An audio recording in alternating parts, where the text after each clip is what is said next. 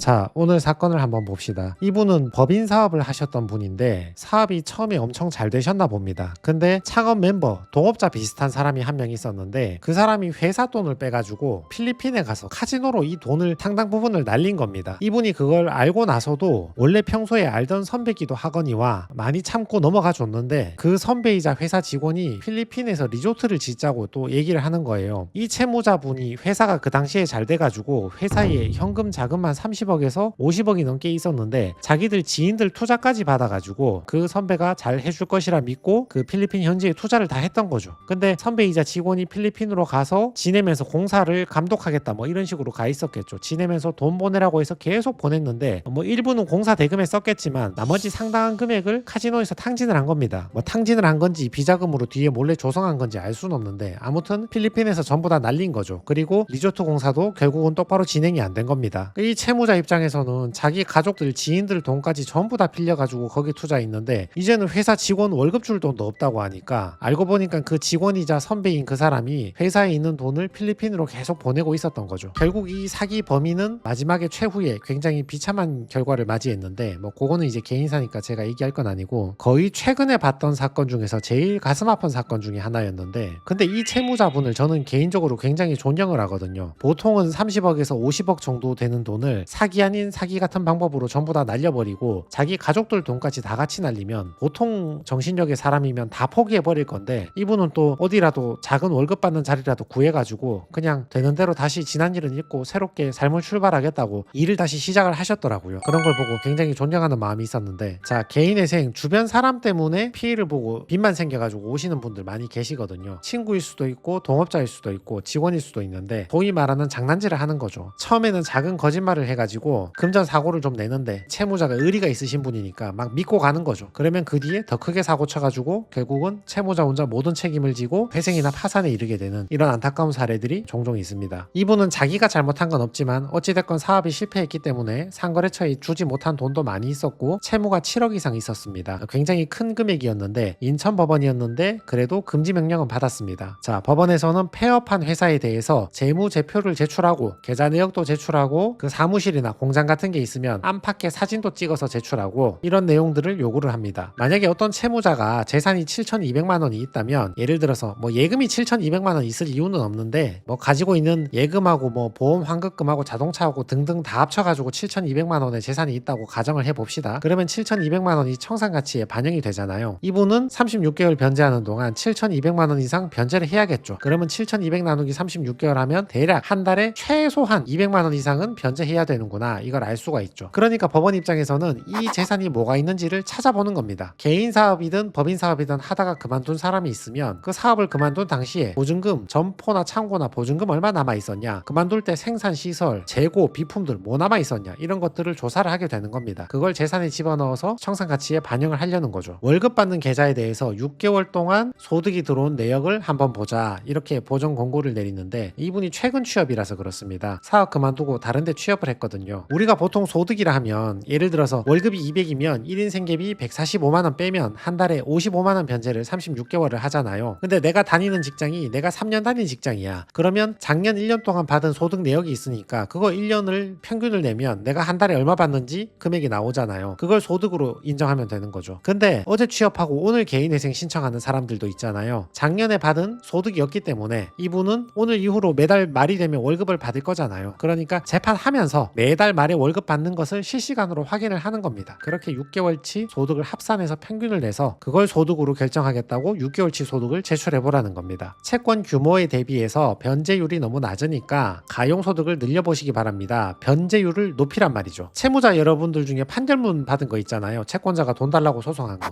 이런 거 얼마 지급하라. 이렇게 판결문이 나와 있으면 이것 또한 개인회생 채권자 목록에 넣고 탕감을 받을 수 있으니까 판결문도 잘 챙겨두시기 바랍니다. 이거는 뭐냐면 이분이 하던 사업을 그만두고 취업해서 취업한 소득으로 개인회생을 신청했잖아요. 근데 그 앞에 사업을 그만두기는 그만뒀는데 우리 사회적 용어로 말할 때 폐업했다. 사회적 용어인 폐업은 맞죠. 그렇지만 법률적으로 세무서에 가서 폐업 신고까지는 하지 않았거든요. 그러니까 법원이 물어보는 겁니다. 굳이 폐업 신고를 하지 않고 남겨둔 이유가 있나? 법원이 솔직하게 물어보고 싶은 말은 그거 살려놨다가 나중에 개인회생 끝나고 나면 다시 사업 살려서 소득 늘리려고 하는 거 아닌가? 일부러 작은 소득으로 취업해서 온 거 아닌가? 폐업 신고를 하지 않은 이유가 무엇인가 물어보는 겁니다. 그래서 설명해 주면 됩니다. 아직 뭐 정리 안 된 게 있고 뭐 투자자가 있고 해서 투자자 동의도 받아야 되고 이런 내용들을 설명해서 제출하는 겁니다. 요거는 현금 수령 사실 확인원인데 사업 실패하신 분들 중에 이미 신용불량이 되었다거나 연체가 되어서 이미 계좌가 압류가 되었다거나 곧 언제 압류가 될지 모른다, 임박했다 이런 분들 있잖아요. 그래서 자기 계좌 못 쓰는 분들, 그런 분들은 현금으로 월급 받고 있다는 것을 지급하는 사장한테 서명을 받아가지고 들고 오는 겁니다. 내가 다니는 회사의 사장님의 사업자 등록증, 이거 사업장마다 의무적으로 비치하고 있잖아요. 요것도 한 개 제출하시고, 자, 소득 250만 원인데 한 달에 113만 원 생계비 빼고 136만 원을 변제하는데 60개월 변제해서 8천만 원을 변제하는 겁니다. 원래는 소득이 250만 원이면 생계비 약 140만 원 빼고 한 달에 110만 원씩 36개월 변제하면 3,900만 원 정도 변제를 하게 되잖아요. 근데 법원에서 이분은 채무가 너무 많으니까 이렇게 변제하면 변제율이 너무 낮은 거예요. 그러니까 아까 보셨듯이 변제율을 높이라고 요구를 했잖아요. 요거는 딱 정해진 건 아닌데 채무 봐서 상황마다 이제 회생위원이 제시하는 퍼센트가 다르긴 한데 아무튼 이 사건에서는 10% 이상 변제해 주길 바랬습니다. 그래서 140이 아니라 114만 원으로 내리고 36개월이 아니라 60개월로 늘려서 250 빼기 114는 136 곱하기 60개월에서 대략 8천만 원 정도 변제하는 걸로 개시 결정을 받았습니다. 그래서 10% 넘겨가지고 11% 맞춰가지고 개시 결정을 받았습니다. 전체 채무 7억 3천만 원 중에서 8천만 원 변제하고 나머지 채무는 전부 탕감받는 조건입니다. 자, 인천 법원인데 4월 달에 신청해서 11월 달에 개시 결정을 받았습니다. 자, 자영업 하시는 분들 대부분의 직원들이 정직하고 꼼꼼하고 훌륭하고 다 좋은 사람들이지만 일부 직원들은 정직하지 않은 사람도 있으니까 다시 한번 주의를 해보자. 사업 그만두신 분들 있죠. 이전에 하는 사업을 그만두고 새로운 사업을 했든 이전에 하는 사업을 그만두고 취업을 했든 간에 개인회생을 신청하면 남은 재산이 뭐가 있는지 확인을 하고 폐업을 하라는 게 의무 조항은 아니거든요. 폐업을 해야만 개인회생을 신청할 수 있다. 그런 요건이 있는 건 아닌데 폐업을 하지 않고 남겨뒀을 경우에는 오해의 여지가 있기 때문에 법원에서 왜 폐업을 하지 않았는지 물어보는 경우도 있다. 최근에 취업하신 분들 있죠. 작년에 월급 받은 내역이 없잖아요. 그러니까 오늘 이후로 6개월치 평균을 내라, 5개월치 평균을 내라. 요거는 사건마다 다르긴 한데 아무튼 오늘 이후로 재판 신청해서 매달